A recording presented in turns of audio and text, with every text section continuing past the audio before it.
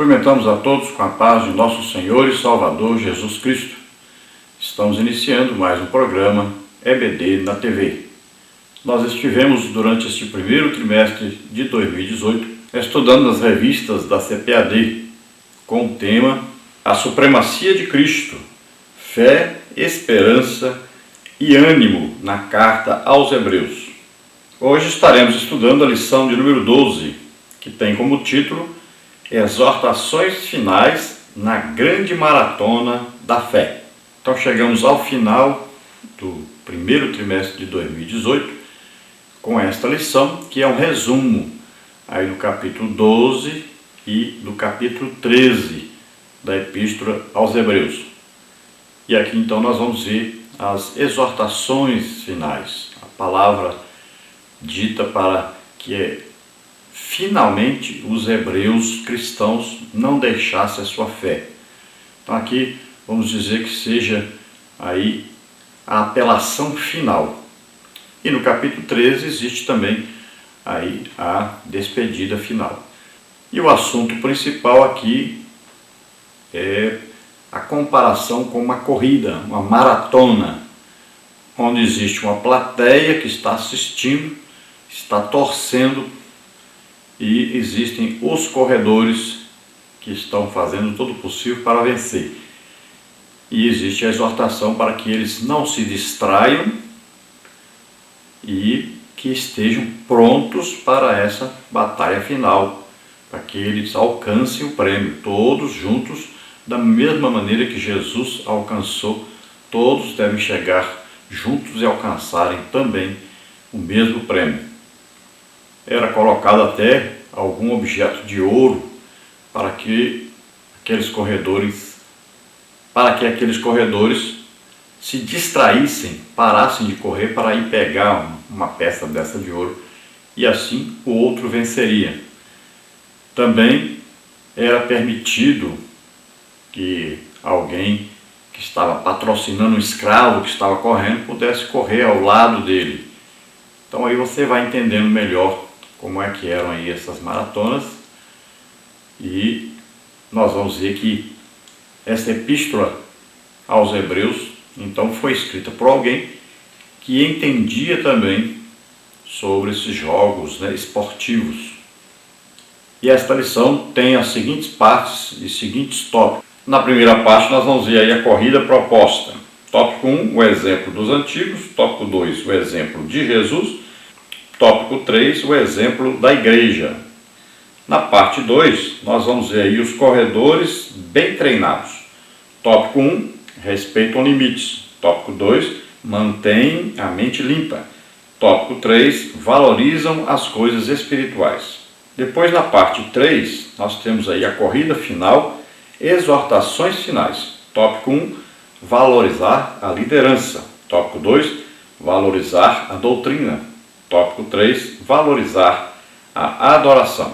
O texto áureo da lição diz assim: portanto, nós também, pois que estamos rodeados de uma tão grande nuvem de testemunhas, deixemos todo o embaraço e o pecado que tão de perto nos rodeia e corramos com paciência a carreira que nos está proposta.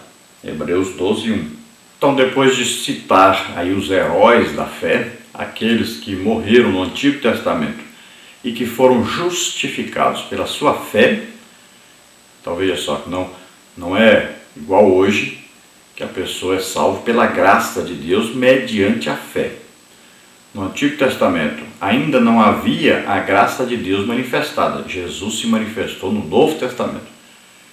Então Jesus é a graça de Deus manifestada a nós para que possamos ser salvos.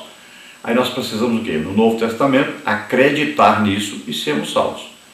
No Antigo Testamento, Deus vinha, falava com o homem, prometia, fazia promessas ao homem. Essas promessas eram promessas futuras. Existiu dentre as suas promessas a promessa também de um dia o Redentor vir e os livrar. Mas, por exemplo, Abraão, Deus prometeu para ele uma terra. Sai da tua terra para uma terra que eu vou te mostrar. E a Bíblia diz: Abraão creu nisso e foi justificado por crer nisso. Veja bem que a justificação de Abraão se deu por acreditar nisso. Antes, Noé, Deus disse que ia mandar um dilúvio, um juízo, ele acreditou, Deus disse para construir uma arca, ele construiu, então foi justificado pela sua fé. Antes, o Enoque andava com Deus, conversava com Deus, então acreditava em Deus, tinha fé em Deus, foi justificado por essa fé. Abel ofereceu sua própria vida a Deus, então ele foi justificado por essa fé. E assim nós vamos ver que vários heróis da fé foram justificados pela fé em Deus, por acreditar em Deus. Ninguém chegou para eles e disse, vai vir aí Jesus para te salvar, nada disso. Deus falou com eles, eles creram em Deus, obedeceram a Deus e foram justificados por isso. Veja lá a Raabe, por exemplo, ela creu que Deus ia destruir a cidade, creu no poder de Deus, creu que existia Deus, foi justificada por isso. Quando eles creram e foram justificados. Não era esse evangelho que nós pregamos e nem falando a respeito de Jesus, mas Deus falou e eles creram em Deus e foram justificados por crer em Deus, por obedecerem a Deus. Então estas aí são as testemunhas referidas aqui. E eram então agora o quê? Testemunhas, né? Estavam vivos, estavam com Deus e testemunhavam da sua fé diante das pessoas. Porque aqueles hebreus sabiam que todos eles tinham existido e tinham sido justificados por terem fé em Deus. Então eram exemplos para eles. Depois a verdade prática diz, assim como um atleta, o cristão corre a grande maratona da fé. Então comparando aqui uma maratona que um atleta vai disputar, e ele o que? Ele se prepara, né? Ele se exercita, ele primeiro vai aí cuidar da sua alimentação, ele vai ter um treinamento físico, né? Um treinamento psicológico, tudo isso para aguentar a maratona e poder vencer a maratona. Assim também o cristão, ele vai orar, jejuar, estudar a Bíblia, né? Ele vai congregar, ele vai obedecer a sua liderança, amar os irmãos, fazer a obra de Deus, né? Então, durante a sua vida cristã é como se fosse uma maratona. Ele tem que se preparar e tem que, depois o quê? Fazer a corrida. Assim também a nossa vida cristã. A gente aceita Jesus como Senhor e Salvador, vai ler a Bíblia toda, vai orar, vai jejuar, vai aí estudar a palavra de Deus, né? E vai fazendo a obra de Deus, vai crescendo, vai... Enquanto isso, que nós estamos numa maratona, numa corrida. Todos deverão chegar juntos, todos deverão vencer. Qual é o prêmio? O arrebatamento da igreja e vamos morar na Nova Jerusalém. Então existe aí um prêmio, né, esperando. E nós temos uma corrida a correr, uma maratona a executar. Vamos ver aí agora a nossa leitura bíblica em classe, que está em Hebreus capítulo 12, do versículo 1 ao versículo 8. E nós vamos ver também Hebreus capítulo 13, versículos 15 ao versículo 18. Vamos ler. Portanto, nós também, pois que estamos rodeados de uma tão grande nuvem de testemunhas, deixemos todo o embaraço e o pecado que tão de perto nos rodeia e corramos com paciência a carreira que nos está proposta, olhando para Jesus, autor e consumador da fé, o qual, pelo gozo que lhe estava proposto, suportou a cruz, desprezando a afronta, e assentou-se à destra do trono de Deus. Considerai, pois, aquele que suportou tais contradições dos pecadores contra si mesmo, para que não enfraqueçais, desfalecendo em vossos ânimos. Ainda não resististes até o sangue, combatendo contra o pecado. E já vos esquecestes da exortação que argumenta convosco como filhos. Filho meu, não desprezes a correção do Senhor, e não desmaies quando por ele fores repreendido. Porque o Senhor corrige o que ama e açoita qualquer que recebe por filho. Se suportais a correção, Deus vos trata como filhos. Porque que filho há a quem o pai não corrija? Mas se estáis sem disciplina, da qual todos são feitos participantes, sois então bastardos, e não filhos.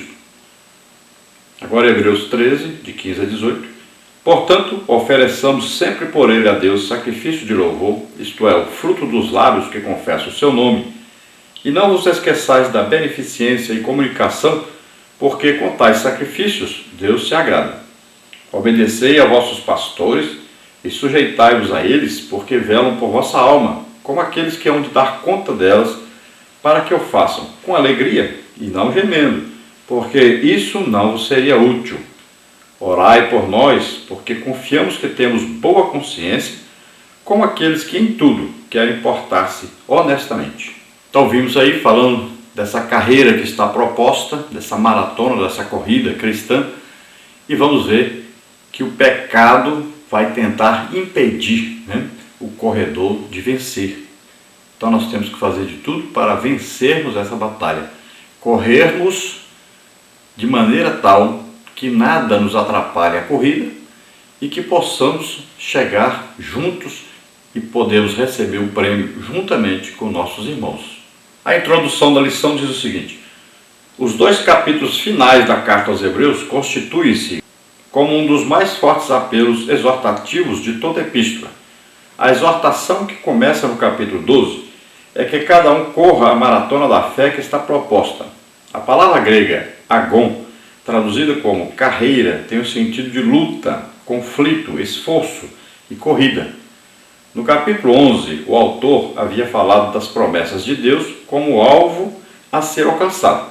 Agora ele coloca o cristão dentro da maratona da fé, correndo rumo a essa meta. Como toda corrida, é preciso fazer os preparativos necessários. E isso tem uma razão de ser. Toda corrida, especialmente a maratona, demanda algum tipo de esforço e sofrimento.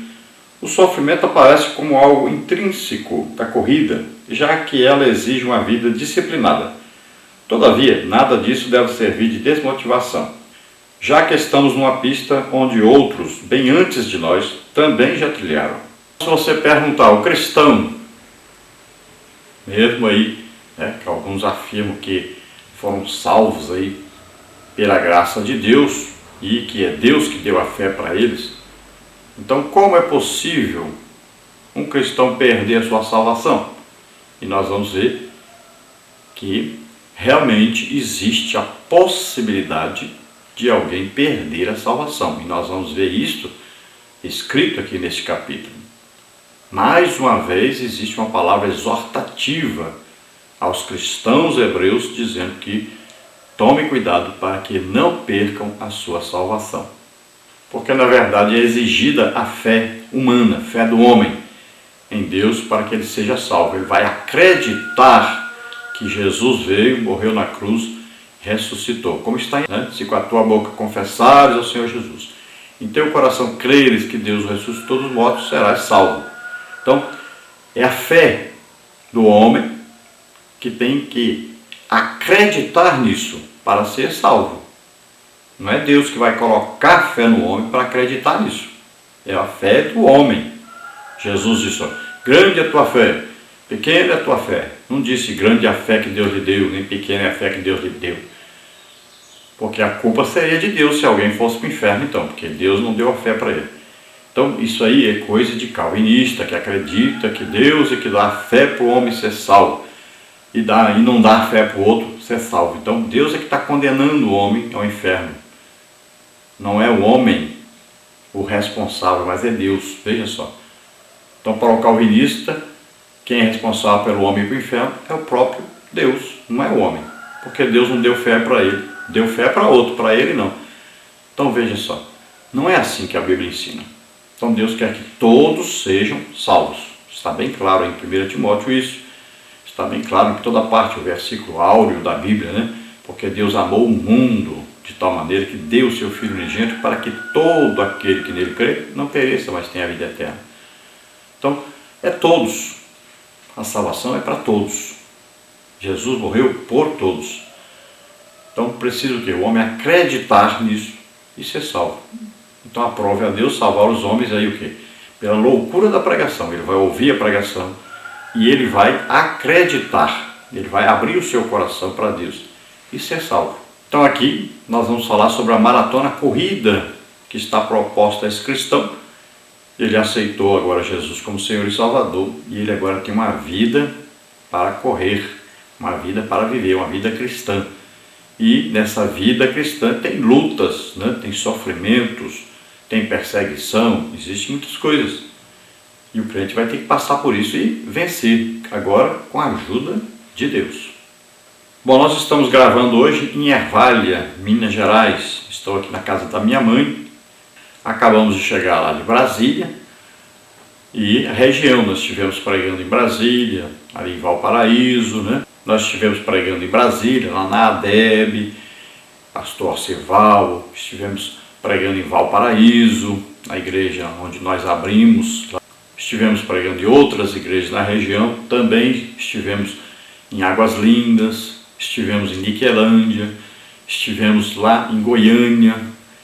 Então, esses 2 meses que passamos naquela região ali, estivemos pregando, ensinando a palavra de Deus, ministrando muitas curas, salvação de almas, libertações, batismo no Espírito Santo.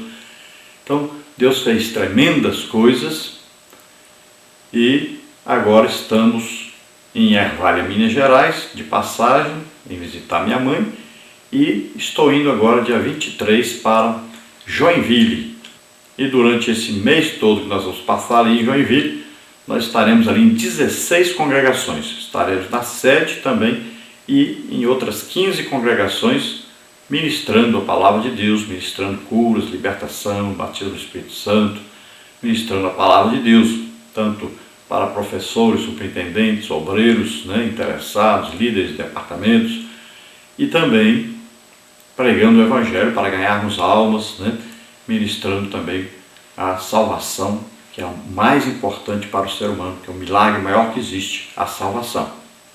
Então nós fazemos um convite a você que está nos assistindo, nos ouvindo, para que você participe juntamente conosco durante o mês todinho, do dia 24 de março até o dia 23 de abril, nós estaremos então em Joinville, Santa Catarina. E no final do mês de abril, nós estaremos aí em Itapevi, São Paulo. Então, se você deseja nos convidar para o mês de maio em São Paulo, nós estamos aí no mês de maio, no início do mês de maio.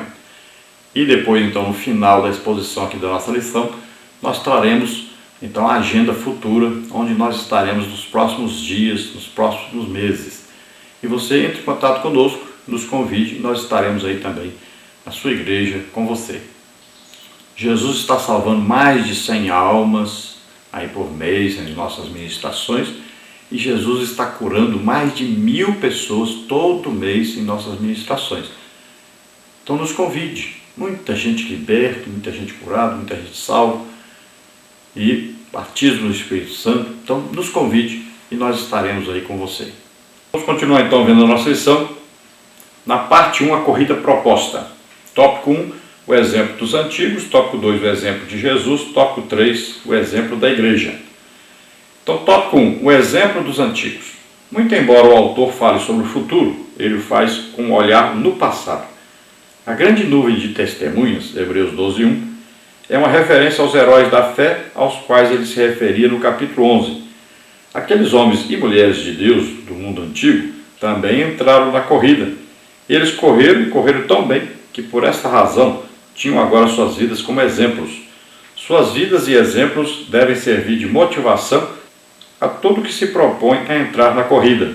Primeiro, o autor aos Hebreus, ele vai falar então dessa corrida, dessa maratona, e ele vai falar de exemplos daqueles que correram e venceram. Então ele cita primeiro aqueles heróis da fé que ele citou no capítulo 11. Então esses aí são os exemplos daqueles que tiveram fé em Deus e alcançaram a justificação, ou seja, a salvação, e são exemplos claros de que a fé agrada a Deus. Então, sem fé é impossível agradar a Deus. Sem fé é impossível ser salvo. Então, no Novo Testamento, a salvação é pela graça de Deus, mas é mediante a fé. Então, olha só, não é Deus que deu a fé para Abraão ser justificado, acreditar na promessa de entrar na terra prometida. Não foi Deus que deu a fé para Noé acreditar em Deus e construir a arca. Veja bem, não foi Deus que deu a fé a Abel para Abel fazer um sacrifício a Deus oferecendo sua própria vida, colocando um animal em lugar de si próprio. Não foi Deus que colocou a fé em Raabe para ela acolher os espias, né? Nada disso. Então exigido que a fé do homem. Esses heróis da fé do Antigo Testamento, todos foram justificados pela fé em Deus, olha, e foram salvos. Então quando a gente fala assim, foram justificados pela fé, foram salvos. Então entenda bem, eles estão salvos, tá? E foram salvos o quê? Mediante a fé que tiveram em Deus. Então nós no Novo Testamento também é exigida a fé. A fé em quê? No sacrifício de Jesus Cristo em nosso lugar. Veja bem, é necessária a fé. Se não tiver fé, não será salvo. Então numa maratona, nessa corrida, né, para a salvação, eles alcançaram a salvação. Então correram a corrida, venceram a corrida, chegaram, estão hoje onde? No paraíso, esperando o arrebatamento da igreja. Esses já estão salvos. Agora, nós que estamos vivos, nós estamos correndo essa maratona. E vamos lutar as lutas dessa maratona, vamos sofrer durante essa maratona. Porque existem problemas, existem sofrimentos, existem perseguições, existe doença, existe problema financeiro, existem vários problemas. E todos esses problemas têm que ser vencidos com fé em Deus, acreditando em Deus, dando a vida a Deus. E nós vamos conseguir chegar. Vamos conseguir vencer a maratona. Agora, sempre em Cristo. E em comunhão com o Espírito Santo que está em nós. Aí nós vamos conseguir vencer essa maratona. Aí número 2, ele coloca então o tópico 2 como o exemplo de Jesus. O autor faz um apelo para que os crentes olhem para Jesus, autor e consumador da fé, o qual, pelo gozo que lhe estava proposto, suportou a cruz, desprezando a afronta, e assentou-se à destra do trono de Deus. Hebreus 12, 2. Essas palavras devem ser lidas a partir do contexto do primeiro século. O judaísmo, como uma religião milenar, possuía um sistema cerimonialista muito rígido. Esse ritualismo, quando contrastado com a fé cristã, ainda embrionária, gerou fortes conflitos. Muitos crentes não demonstravam convicção suficiente para suportar essa pressão e, por isso, esses crentes abandonavam a nova fé ou voltavam para o antigo sistema que haviam abandonado. O autor apela então para o exemplo de Jesus, que mesmo suportando a afronta, a vergonha, a ignomínia, não abandonou a carreira que lhe fora proposta. Então, olha só, devido à fraqueza na luta espiritual dos novos crentes, dos crentes judeus que tinham aceitado a Jesus e que agora se viam no meio de uma guerra entre judeus e cristãos e entre romanos e judeus. Então uma perseguição começou e, como eles não estavam acostumados a isso, começaram então a decair da sua fé. Começaram a voltar ao judaísmo. E isso era a mesma coisa que fazer o quê? Abandonar totalmente Jesus. Porque para o judaísmo Jesus nem tinha vindo ainda. Então o Messias, o Salvador, não tinha vindo ainda. Então era terrível, era apostasia. E depois não tinha mais jeito para eles, não seriam mais salvos. Então era um alerta que tinha que ser feito. A carta aos Hebreus é para isso, para alertar esses novos cristãos. E aqui o autor está falando sobre Jesus. Jesus, como judeu, descendente de judeu, ele, filho de Deus, correu a sua carreira, sofreu. Ele olhava o quê? Para o futuro e via a salvação de todos os homens que se chegasse a ele, todos aqueles que crescem. Então ele suportou tudo por amor a esses. E ele poderia viver como rei na terra, não precisava sofrer nada. Mas ele deu a sua vida para que nós pudéssemos ser salvos. Então o autor aos Hebreus está dizendo isso. Ele correu a carreira, sofreu perseguição, sofreu fisicamente, sofreu financeiramente, mas venceu. Então ele é um grande exemplo, é o maior exemplo de fé e de perseverança. Lutou até o final da sua vida, deu a sua vida para que nós pudéssemos ser salvos. E ele nunca pecou, nunca caiu em nenhum pecado. Foi tentado, mas nunca pecou. Depois o autor vai falar do exemplo da igreja. A visão do autor em relação aos seus companheiros de caminhada é a mais realista possível. Ele não nega em nenhum momento desconhecer a realidade pela qual eles estão passando. O sofrimento é uma realidade implacável que os cerca. Contudo, o seu apelo é que eles vejam o sofrimento por outro ângulo. Longe de ser um sinal de reprovação divina, o sofrimento é tido pelo autor como um instrumento pedagógico usado por Deus. O escritor volta-se para o Antigo Testamento, onde esse ensino é bem claro, em Hebreus 12, 5 e 6. Por isso, ninguém na jornada da fé, quando surpreendido pelo sofrimento, deve esmorecer e abandonar a corrida. Então aqui o autor vai dar o exemplo da igreja, que estava passando pela mesma situação que eles. A igreja também era perseguida pelos judeus, também era perseguida pelo governo romano. Muitos haviam sido presos, muitos haviam sido assassinados. Então eram exemplos para eles. Não quer dizer que Deus mandou o sofrimento para eles. Não, Jesus morreu na cruz levando nossas dores e enfermidades, toda doença e enfermidade, tudo de ruim do homem, Jesus levou. Não quer dizer que é Deus que está agora devolvendo, está mandando sofrimento para os homens. Está dizendo que Deus usa essa situação de sofrimento e se chega mais, porque quanto mais o homem está sofrendo, mais ele necessita de Deus. Pode ver que as pessoas mais ricas dificilmente aceitam Jesus como Senhor e Salvador, porque elas confiam no seu dinheiro. Elas dizem que não precisam de Deus. Então, as pessoas mais necessitadas, mais sofredoras, mais perseguidas, essas se chegam mais a Deus, porque buscam em Deus a solução dos seus problemas. Olha só. Então as pessoas, quando estão sofrendo, estão mais em comunhão com Deus, estão orando mais, estão buscando mais a Deus, estão estudando mais a Bíblia, estão fazendo mais a obra de Deus, estão jejuando mais. Tudo eles querem se aproximar de Deus, porque sabem que Deus pode ajudá-los em seus problemas. Então o autor aos Hebreus está dizendo para aqueles crentes, hebreus, que esse período de sofrimento pelo qual estavam passando deveria ser usado para se chegar mais a Deus e não para abandonar o cristianismo. Eles deveriam se fortalecer mais como cristãos,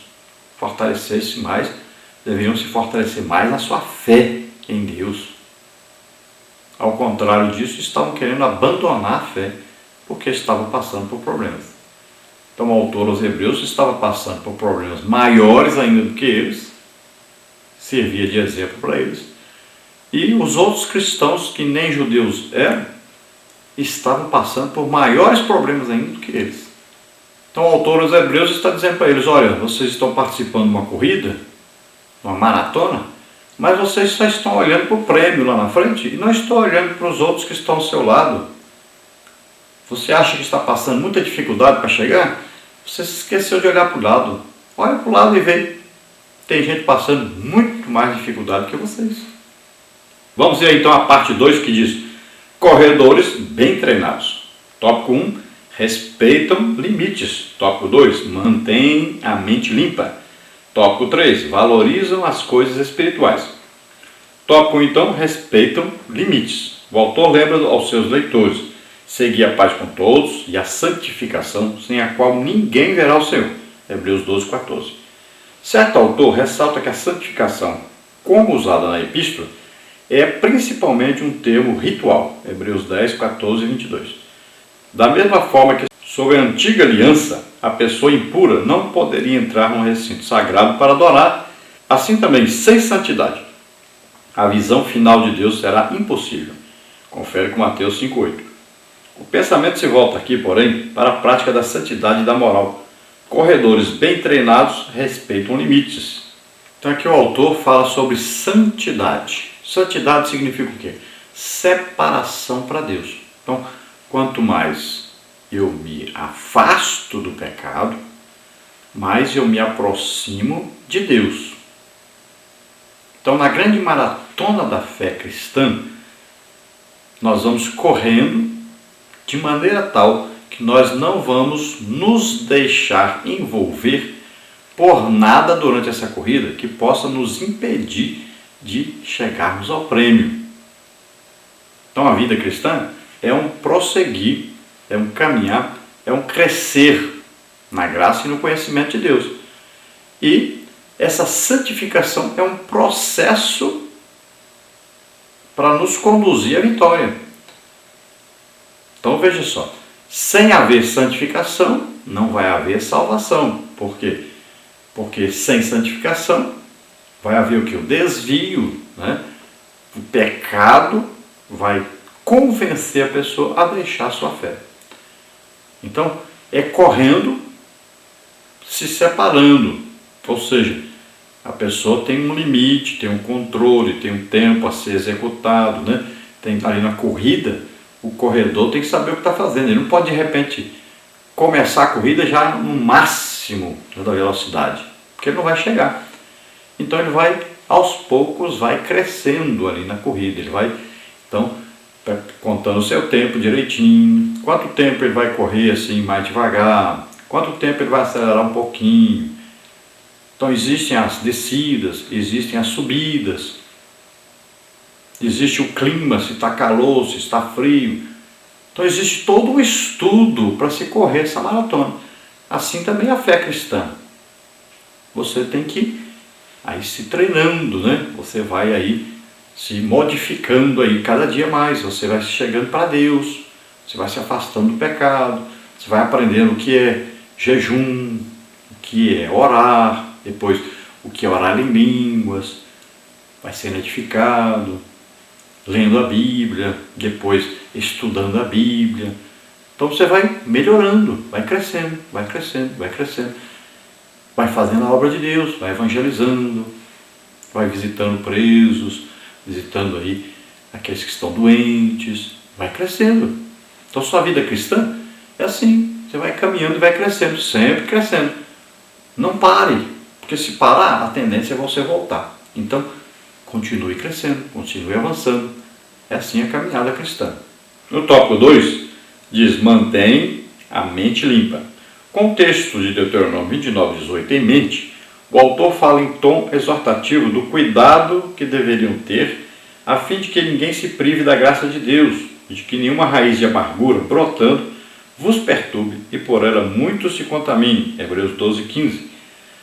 Moisés havia advertido o antigo Israel sobre os males da idolatria e seu fruto amargo, a apostasia.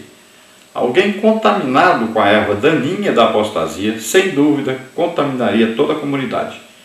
A única forma de se manter livre desse mal era manter a mente sóbria, limpa pela palavra de Deus. Dessa forma, é possível não permitir que o grupo fosse contaminado. Ninguém com raiz de amargura no coração consegue fazer com êxito a caminhada da fé. Corredores bem treinados mantêm a mente limpa.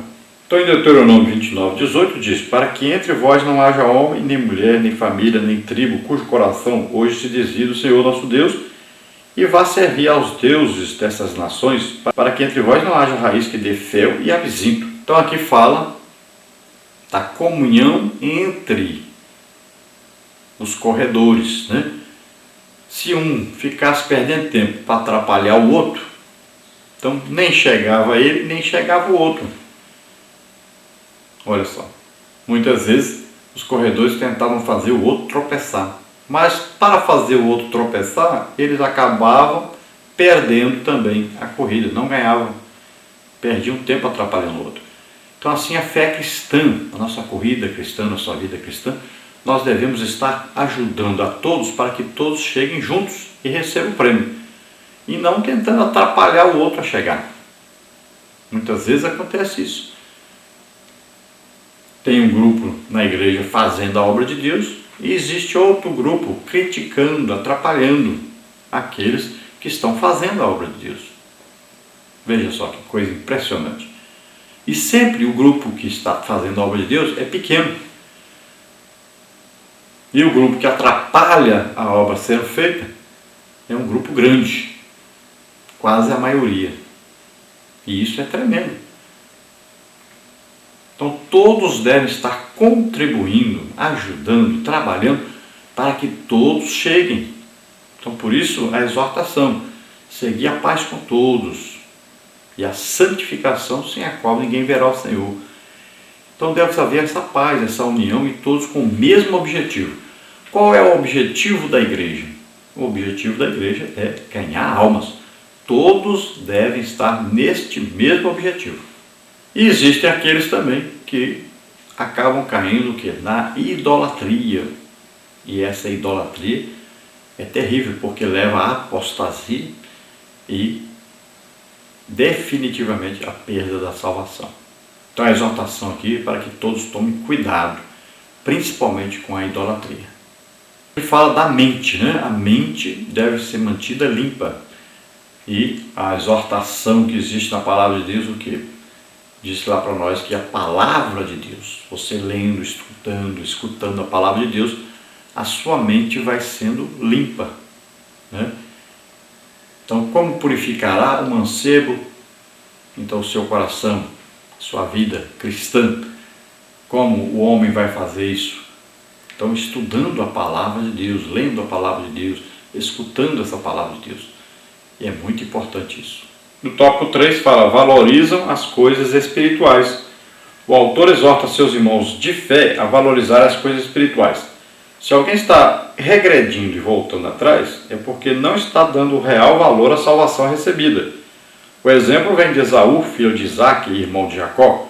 E ninguém seja fornicador ou profano como Esaú, que por um manjar vendeu o seu direito de primogenitura. Hebreus 12:16. De acordo com o livro de Gênesis, Esaú era um indivíduo mais preocupado com as coisas terrenas do que com as celestiais. Gênesis 25, 29 a 34, 27, 33 e 38. Não hesitou em trocar o seu direito de primogenitura por uma simples refeição. Esse fato revela a mente mundana que ele possuía. A indiferença religiosa conduz à apostasia espiritual e muitas vezes fica tarde para se arrepender. Corredores bem treinados valorizam as coisas espirituais. Então a exortação agora é a respeito das coisas espirituais. Nós estamos vivendo uma época em que as pessoas supervalorizam as coisas materiais. Nós até costumamos aí comparar. Se as pessoas amassem a Bíblia da mesma maneira que amam o seu celular, imagine como seria um mundo diferente. Como seria a vida completamente diferente. Imagine, você acordar de manhã e a primeira coisa, pegar a Bíblia e ver que Deus quer falar com você. Imagine um restaurante, onde estão ali reunidos para comer, ou na sala, ou aí na cozinha, na copa, onde estão reunidos a família para comer. Imagine, lá no shopping, reunidos, cada um com a Bíblia na mão. Imagine, cada um contando para o outro que está lendo ali na Bíblia, interagindo um com o outro. Imagine o que seria o mundo se as pessoas tratassem a Bíblia da maneira que tratam o seu celular. Imagine. Quantos carregamentos de bateria você faz por dia? Imagine, você está lendo ali a Bíblia, carregando então sua mente de Bíblia. Imagine o que seria. Então, a Bíblia nos exorta aqui, a exortação aos hebreus aqui diz, amai as coisas espirituais. O que a Bíblia diz? Desejai as coisas que são de cima. Ame as coisas espirituais. Nós estamos vivendo uma época muito difícil, onde as pessoas estão mesmo presas, elas fazem qualquer coisa para ter um celular novo, um carro novo, casa nova, televisão nova, computador novo. É o tempo todo só pensando as coisas novas que vão surgindo e fazem de tudo para adquirir isso, quase se matam para adquirir isso. As mulheres deixaram de cuidar dos seus filhos, entregaram seus filhos à TV, aos jogos pela internet, aos celulares, esqueceram-se da educação dos seus filhos porque precisam trabalhar, estão tudo trabalhando para comprar, adquirir. Imagine como o mundo seria diferente se as pessoas amassem mais as coisas espirituais, desejassem mais as coisas espirituais do que as materiais. Então a exortação aqui aos hebreus falando, parece que eles desejassem as coisas espirituais, porque na carreira cristã aqui, nessa maratona, nessa corrida de fé aqui cristã, você precisa desejar as coisas espirituais para que você cresça. Olha bem, você aceitou Jesus como Senhor e Salvador? Seu próximo desejo, ser batizado no Espírito Santo. Então você deve desejar isso, pensar nisso direto, correr essa carreira, é se esforçar, acreditar, desejar, até ser batizado no Espírito Santo. Você foi batizado no Espírito Santo? Agora você vai desejar um dom do Espírito Santo. Então você vai orar, vai jejuar, vai fazer a obra de Deus e vai desejar sempre pedir a Deus, eu quero um dom agora, eu quero um dom, peço ao Espírito Santo, eu quero um dom. Você já tem um dom do Espírito Santo? Agora você vai desejar outro dom. É assim a carreira cristã. Então você vai desejando as coisas espirituais, vai crescendo cada dia mais. Então você vai manter-se o quê? Orando, jejuando, estudando a Bíblia, fazendo a obra de Deus, porque você está desejando mais. Quanto mais você desejar as coisas de Deus, mais você vai estar o quê? Na intimidade com Deus. Então o autor aos Hebreus aqui fala de Esaú, que tinha a bênção da primogenitura, e ao invés de esperar seu pai falecer e ele ficar com a bênção ali, e ele se tornar o patriarca da família, o chefe da família, e herdar as bênçãos de Deus, as promessas de Deus que tinha para seu pai, o que ele fez? Trocou isso por um prato de comida. Amou as coisas materiais mais do que espirituais. Então veja só. Cuidado com isso, porque isso leva à apostasia. Se você não deseja as coisas espirituais, se você não está querendo, fazendo as coisas e pensando nas bênçãos espirituais, está só pensando nas coisas materiais, você está correndo sério risco de apostatar da sua fé, perder a sua salvação. A exortação é o quê? Não ameis o dinheiro. Não ame o dinheiro. Você não pode ter dois senhores, não pode amar ao mesmo tempo Deus e o dinheiro, não adianta. Então a raiz de todos os males é o quê? É o amor ao dinheiro. Então tome cuidado com isso. Vamos ver então a parte 3, a corrida final, exortações finais. Tópico 1, valorizar a liderança. Tópico 2, valorizar a doutrina. Tópico 3, valorizar a adoração. Tópico 1, então, valorizar a liderança. Uma das exortações e advertências que mais se repete nesse capítulo é feita em relação ao respeito devido aos líderes da comunidade cristã. A expressão grega no texto de Hebreus para o exercício da liderança é traduzida como pastor, chefe ou líder e ocorre 6 vezes nessa carta, sendo 3 delas neste capítulo. Hebreus 13, 7, 17 e 24. Essa palavra é igualmente usada em Atos 7,10 para falar sobre José como governador do Egito. O autor pede que os cristãos não se esqueçam do trabalho que os líderes espirituais realizaram em prol deles. Hebreus 13, 7. A natureza da missão a eles confiada pertence a outra dimensão, isto é, a espiritual. Hebreus 13, 17. Onde não há respeito pela liderança, prevalece a anarquia. Os líderes não são intocáveis, nem tampouco perfeitos, mas devem ser honrados pelo trabalho que realizam. 1 Tessalonicenses 5, 12 e 13. Bem como devem ser lembrados por isso. Hebreus 13, 24. Então aqui fala da liderança. Aqueles que presidem, aqueles que governam, aqueles que organizam, né? Criam aí metas para a igreja, aqueles que estão na administração aí do dinheiro da igreja, a administração eclesiástica aí, né? Orientando os pastores, orientando os cristãos, né? Aqueles que ensinam. Então, essa liderança da igreja deve ser respeitada, deve ser tratada com muita admiração e também com muito respeito, e sempre devemos estar ajudando e não atrapalhando a esses que presidem.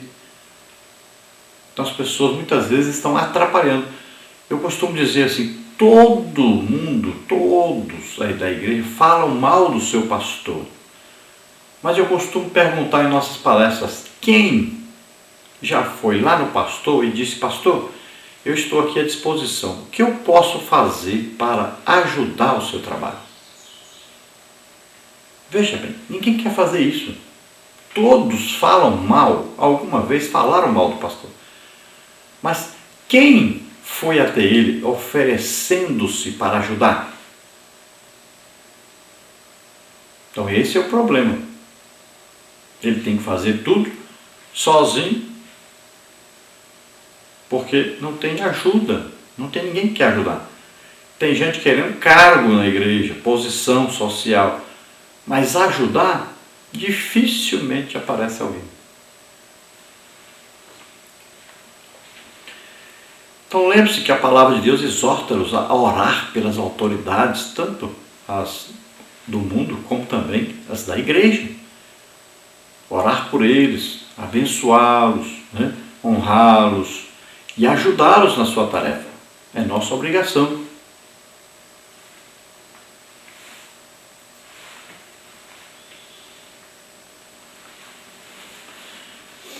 Imagine o pastor, ao invés de estar orando por aqueles que estão necessitando de oração, ficar perdendo tempo com você, que você deveria estar ajudando o pastor a estar orando por você também. Então ele tem que orar é por aqueles que estão precisando, daqueles que não têm ainda experiência na vida cristã. Então não dê trabalho, só ajude, faça tudo para ajudar e não atrapalhar. O seu líder não é perfeito?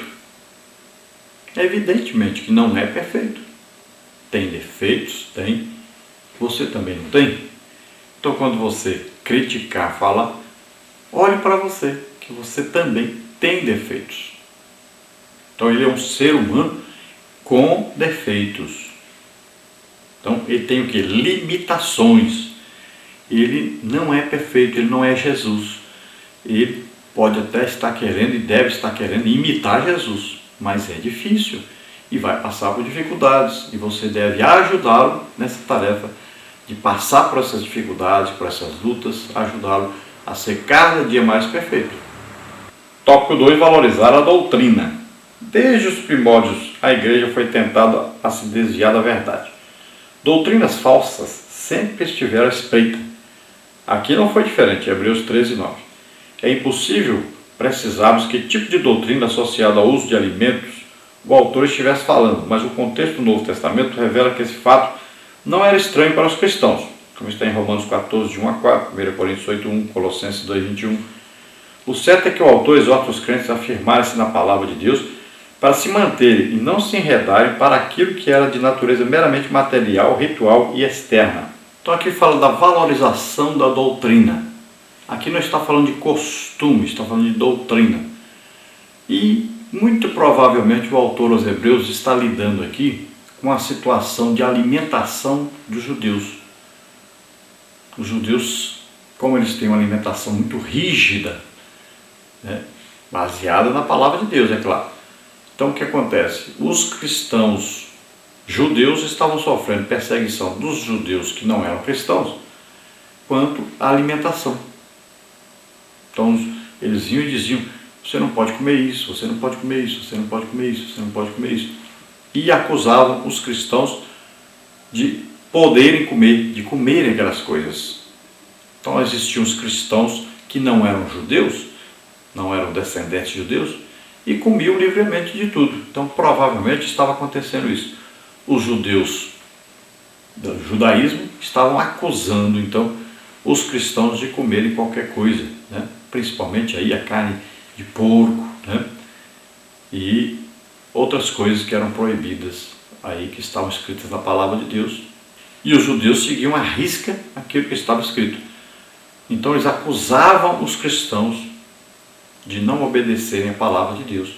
E aí os judeus cristãos tinham que concordar que aqueles que não eram judeus comiam o que a Bíblia proibia comer. E isso era verdade. Então eles achavam que isso aí poderia atrapalhar então a sua carreira cristã. Então eles falaram, nós somos cristãos, os outros também são, mas olha, eles comem de tudo. E nós não podemos comer de tudo. Nós sabemos que não podemos. A palavra de Deus ensina que não podemos. Então isso criava uma barreira para eles. Muito provavelmente é isso que o autor está dizendo aqui.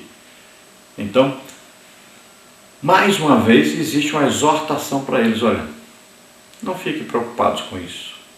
Deixa lá. Quem não é judeu, deixa ele continuar com a vida dele lá. Ele vai lendo a palavra de Deus. Ele pode um dia deixar de comer essas coisas ou não. Isso não vai atrapalhar a salvação deles. E você, que é judeu, conhece a palavra de Deus, continue comendo de maneira que você sabe que a Bíblia ensina. Pronto, não tem problema. Não tem nada a ver com a salvação. Ninguém vai perder a salvação por causa da comida. Não supervalorize aí as coisas materiais. Isso que o autor aos Hebreus está falando com esses judeus que eram cristãos. Não vai abandonar sua fé por causa de comida. Deixa lá. Quem quer comer de tudo, deixa ele comer. Para ele está tudo bem, então para ele está tudo bem. Para você não está tudo bem, então coma aquilo que você acha que Deus deixa que você coma livremente, então coma. E o que Deus proíbe, não coma. Pronto. Tópico 3, valorizar a adoração. O autor havia falado a exaustão nos capítulos anteriores sobre o sistema de sacrifício levítico. A nova aliança tornara totalmente dispensável tal sistema. Em Cristo, sob a nova aliança, os sacrifícios são de outra natureza e acontecem em outra dimensão. Hebreus 13:15.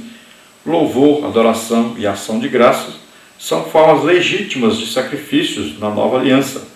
O exercício a favor dos santos e a comunhão são também lembrados como uma poderosa forma de adorar a Deus. Hebreus 13:16. Adorar não é apenas cantar, mas sacrificar. Infelizmente é possível termos muita música e não termos nenhuma adoração.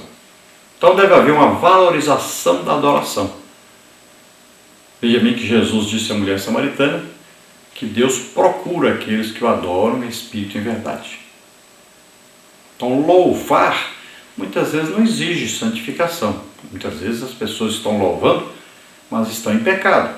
E o que acontece muito hoje, cantores famosos no Brasil, de grande destaque, e estão vivendo em pecado, mas estão aí fazendo os seus shows, estão indo nas igrejas, né?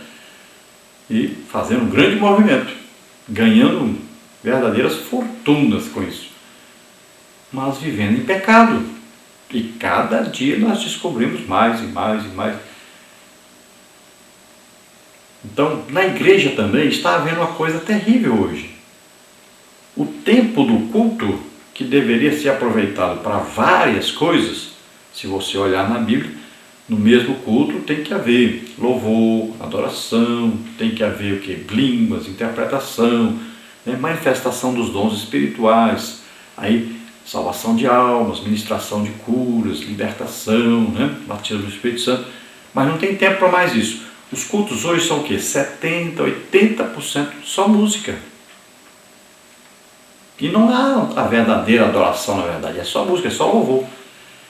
E a Bíblia diz o quê? Que todo ser que respira, louve o Senhor. Até baleia, louve o Senhor. Olha aí. Então está sendo aí dado uma supervalorização à música em detrimento da palavra de Deus, em detrimento da presença de Deus. Coisa terrível que está acontecendo. Isso deve ser mudado e urgentemente mudado. Cultos são feitos com várias coisas acontecendo durante o culto. Não é só música. Então a exortação aqui a esses judeus que deve haver um tempo para a adoração a Deus, prestar um serviço a Deus, um sacrifício a Deus. E não matar animais. Agora os lábios que confessam a Deus, que louvam, que adoram a Deus, que falam das grandezas de Deus, né? Dão testemunhos. Então, é isso que ele está exortando aqui. Vamos então à conclusão. A conclusão diz: nesta lição vimos que o autor se vale de uma metáfora, a maratona praticada no mundo antigo para através dela contrastar a grande corrida da fé. Quando alguns crentes davam sinais de cansaço e fadiga espiritual, o autor de Hebreus exorta-os a imitar os grandes campeões da fé. Ninguém vence uma corrida sem que para isso não tenha de se sacrificar. O sofrimento é inevitável, mas o resultado alcançado por aqueles que ousam perseverar é infinitamente recompensador. Então nós vimos aí o autor da Epístola aos Hebreus comparando, né, essa carreira, essa corrida, essa vida cristã a uma maratona atlética, onde o atleta primeiro se prepara e depois ele vai executar essa corrida, mas ele não pode se distrair, não pode deixar nada atrapalhar a sua corrida, e ele deve correr de tal forma que chegue junto com todos, que chegue em primeiro lugar junto com todos, e siga o exemplo daqueles que já correram a maratona. Então, na vida cristã, nós vamos olhar o que? Para aqueles que já venceram, os heróis da fé do Antigo Testamento. Vamos olhar para a igreja, né, que está vivendo nossa época, e vamos olhar principalmente o que? Para Jesus, o autor e consumador da nossa fé. Ele é o nosso alvo, né? É aquele que nós acreditamos nele para sermos salvos, e é aquele que nós imitamos a vida dele durante a nossa vida cristã aqui na terra. Sempre ajudando as pessoas, amando as pessoas, querendo que todos sejam salvos, pregando o Evangelho. E já sabemos que, assim como esses heróis da fé venceram pela fé, e Jesus também venceu, está à direita do Pai, intercedendo por nós, assim também nós vamos correr a nossa carreira. Como a igreja, alguns já correram, já venceram, já estão com Deus, estão no paraíso, nós também vamos correr e vamos chegar lá. Estamos esperando o arrebatamento, onde todos estaremos reunidos e estaremos na Nova Jerusalém com Deus. Glória a Deus. Nós vamos orar agora. Se você deseja entregar sua vida para Deus, aceitar Jesus como Senhor e Salvador, faça-o agora. Depois estaremos passando para você a agenda onde nós estaremos nos próximos dias para que você esteja conosco também. Vamos orar agora juntos. Pai querido, em nome de Jesus, olhe, Senhor, para essas vidas que necessitam de Ti agora, Senhor. Ora, grala, luz tem força, ministério de ai. Se esforça e se alegre com a presença de Deus. Receba agora a salvação, perdão dos seus pecados. Ó Senhor, escreve seus nomes no livro da vida, abençoa. Vem agora o Espírito Santo sobre eles. Ó Senhor, ajuda-os nessa carreira que está proposta para eles seguirem daqui para frente, na caminhada que vão caminhar junto com o Senhor. Abençoa, protege, livra de todo mal. Aqueles que estão doentes, enfermos, Senhor, toca agora, cura em nome de Jesus. Solta essas vidas em nome de Jesus, toda enfermidade, toda doença, em nome de Jesus. Pai querido, em nome de Jesus te agradecemos por esse excelente trimestre onde estudamos aí sobre a Epístola aos Hebreus. Te agradecemos pelo pastor José Gonçalves, que nos orientou, nos ajudou, nos ensinou a palavra de Deus. E também agradecemos por todos aqueles que estiveram durante esse primeiro trimestre de 2018 estudando juntamente conosco. Abençoa, Senhor, cada vida e sua família deles, em nome de Jesus. Te agradecemos também por aqueles que nos ajudaram durante essa caminhada até aqui. Em nome de Jesus, abençoa poderosamente, dá saúde, dá paz, em nome de Jesus. Amém. Glória a Deus. Aleluia. Nós vamos passar para você agora a agenda, onde nós estaremos nos próximos dias, para que você não marque a mesma data, mas você querendo marcar outras datas conosco, nós podemos estar aí com você, na sua igreja, na sua casa. Podemos também passar um mês aí em várias congregações, se você é pastor de um campo, podemos aí estar em várias congregações. E nós vamos então passar para você agora onde nós estaremos nos próximos dias. Esteja lá conosco, você que é da cidade, próximo da cidade onde nós estaremos aí, e participe ativamente conosco. Também leve o enfermo, doente para ser curado. Jesus está curando muitas pessoas. Vamos então passar para você a nossa agenda. Dos dias 23/3 até 23/4, nós estaremos aí em Joinville, Santa Catarina. Veja aí então no folder onde nós estaremos. Veja aí, ó. 24 e 25/3 estaremos aí com o pastor Ademar Linhares, na Igreja da Ilha, Rua José Celino Dias, número 661. Dia 27/3 estaremos com o pastor Josias, no bairro Boa Vista, Rua João Céu 35. Depois, no dia 1º de abril, estaremos em Joinville, Santa Catarina também, com o pastor Joelso, culto de família, Congregação da Glória, Rua Presidente Campos Sales 915. Depois, dia 5/4, estaremos também em Joinville com o pastor Silvio, no bairro Bom Retiro, culto da Vitória. Dia 8 de abril estaremos então com o pastor Márcio Constantino, lá no bairro Costa e Silva, Rua Inambu 64. Depois, 10 e 11 de abril, estaremos com o pastor Hildo, Rua Martinho Van Biene, número 83. Depois, dia 14/4, estaremos com o pastor Eliseu, Bom Retiro, Avenida Tenente Antônio João, 1038. Depois, 15/4, estaremos com o pastor Presidente Sérgio, estaremos na sede, no culto de doutrina. Dia 19/4, estaremos aí com o pastor Walter Oz, culto da Vitória, Rua Presidente Vargas, 237, Pirabeiraba. Dia 21/4, estaremos aí com o pastor Joari Shalom, na congregação Shalom, Rua Albano Schmidt, 4016. Depois, 22/4, estaremos com o pastor Walter, na congregação Refúgio Eterno, Rua Lídia Rodrigues Teixeira, 143, bairro Aventureiro. Depois, 27, 28 e 29 do mês de abril, estaremos em Itapevi, São Paulo, Igreja Evangélica Assembleia de Deus Perus, pastor presidente Alexandre de Oliveira, regional de Itapevi, então São Paulo. Depois, 3 e 4 do 11, estaremos em Barueri, São Paulo, Igreja Evangélica Assembleia de Deus lá, no Círculo de Oração com a irmã Rosimeire, Jardim Paulista. E você veja aí que é lá na Alameda Antuérpia, número 170, Recanto Prinéia. Dias 16, 17 e 18 do mês 11, estaremos aí nos Estados Unidos, nas Ilhas Martha's Vineyard, lá com o irmão Renato, que é líder de mocidade, líder dos jovens, uma festa de jovens. Depois, 24 e 25 do 11, estaremos em Japeri, Rio de Janeiro, um curso de capacitação para professores, no sábado à noite, domingo pela manhã.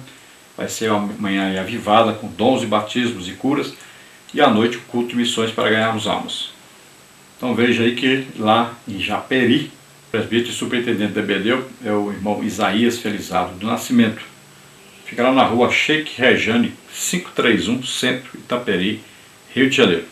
Então entre em contato conosco, nós estaremos aí com você na sua igreja. A paz do Senhor.